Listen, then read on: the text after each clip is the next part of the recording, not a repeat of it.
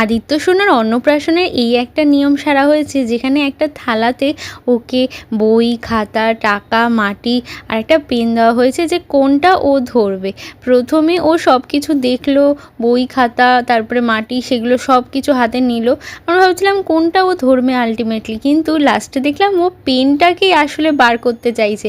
যেই পেনটা ধরে বের করেছে সবাই ভীষণ খুশি। শান্তনুর যত প্রজেক্ট গাইড স্যার ছিল তাদের হাতেই ওর এই নিয়মটা পালন করা হয়েছে এবং আমরা ভীষণ খুশি। এরপর শুরু হলো আদিত্য সোনার মুখে ভাতের আসল পর্ব। মামার কোলে বসে গলায় ফুলের মালা আর মাথায় টোপর পরে কয়েকটা ফটো তোলার পর ওকে এখন ওর মামা আশীর্বাদ করবে। তারপর আশীর্বাদ করে নেওয়ার পর ওকে প্রথমে রূপো চামচ দিয়ে একটুখানি পায়েস খাওয়ানো হয়েছে, ভালো করে খায়নি বলে ওর মামা ওকে আঙুল দিয়েই খাইয়েছে। তারপর আর কে ওকে মুখে প্রসাদ দিল সেটা দেখার জন্য নেক্সট ব্লগ দেখতে থাকো।